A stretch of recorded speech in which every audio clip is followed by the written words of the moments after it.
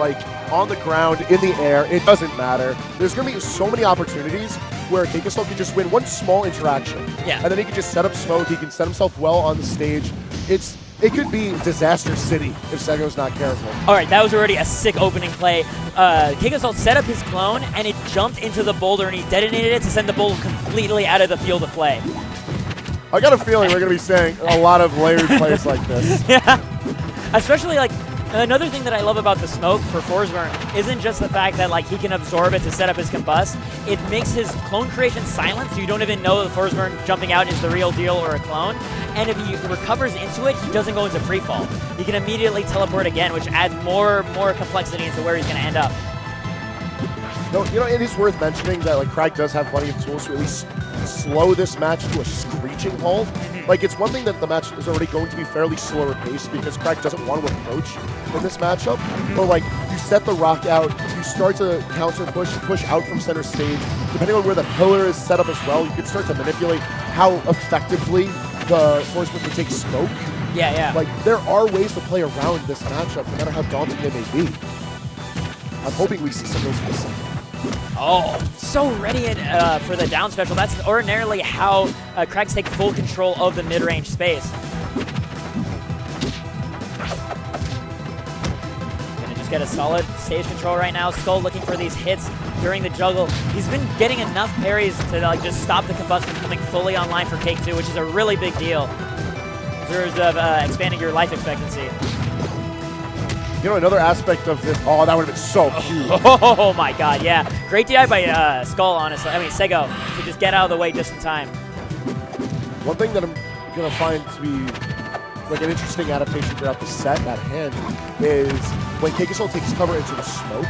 We've already seen him parry the boulder from inside the smoke. How well is Seggo going to be prepared for going around that, finding ways to punish? How confident is he going to be in his own play to dive into that smoke to try and offset CakeAssault? Because the last thing that he wants is CakeAssault controlling the match passively. Oh my god, yeah. And we already saw another parry coming from right inside that smoke, just as you were saying it, and that's how Cake just found that opening that was nauseatingly strong. That was good. I honestly, like, I think ZB's the only Kragg I can think of that's beaten CakeAssault. At least as far as I've been following Rivals, right? Like, he tends to handle this matchup really well. I know he just, he's been MSB bad enough that he just has so much, like, trash talk at his back, and, like, more so than normal for CakeAssault. I think it's just the matter that this is sort of like an on-paper matchup where you look at the two characters at hand, and even if you're not familiar with the meta or how both of these characters are played effectively, you could just see vividly where Kragg's faults can be exploited. Beautiful. Look at that. So there was that wasn't even a full combo. There was a reset that was like a stealth right in the middle of that where Cake just stood right next to Seggo, jump wave landed on the platform just as Seggo tossed it up for his health, then dived back in with a forward air and got the rest of that. Just knowing exactly the moments to lay off the gas and making it not even look like you are. This is the danger. This is really the danger of Spiritry. This is the sudden death map where like you all become spirits here because you just die at 80% of so much things. Bro, absolutely.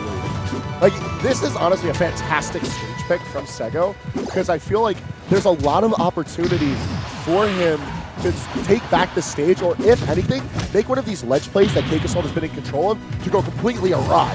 And I think that's what he's going to need to make happen a lot more because he's already down to his last stock. CakeAssault finding yet another opening. This could already be it. We see how confident Cake is. Why do you do this to him?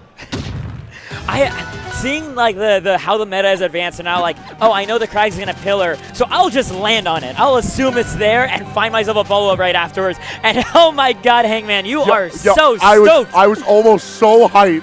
Please, leave that token on. Give me Sneck in mech. It's happening. So this was definitely not what I was expecting as far as character counter picks are concerned, but I guess fight smoke with smoke? Smoke with steam, you know, just a little, so long as you just have some cloud coverage. The eco-friendly one. The one thing I want to point out about this choice that maybe will be risky is CakeAssault lost to Graceful Knight at the online event that like was free travel to get here. Graceful Knight beat him 6-1. But as a result of that, since that was a month ago, and CakeAssault knew that he was going to have to fight Eliana here, I would expect him to have done a lot of preparation for this matchup specifically. So we'll see how well it pays off for Seggo. And, you know, my bias for Eliana aside, I do need to highlight that she is combo free. Oh, yeah. For Forsburn. She's another one of those big body characters, and a lot of her breakaway tools are just on the slower end. And given how Forsburn controls space, he's just able to get around those tools so well. Well, almost hitting the snake right before it touched the ground. Seggo, though, dying, unfortunately, overheating as soon as he passed under the stage.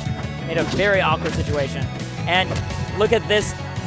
CakeAssault nearly going to win this game in a minute at this rate. Because he's going to find himself a combust pretty soon. Yep, there we go. A minute and 5. It was nice while it lasted. Yeah. All right, so unfortunate for Seggo getting the big boot into losers bracket, but I think it's just a sign that CakeAssault is here to win this event.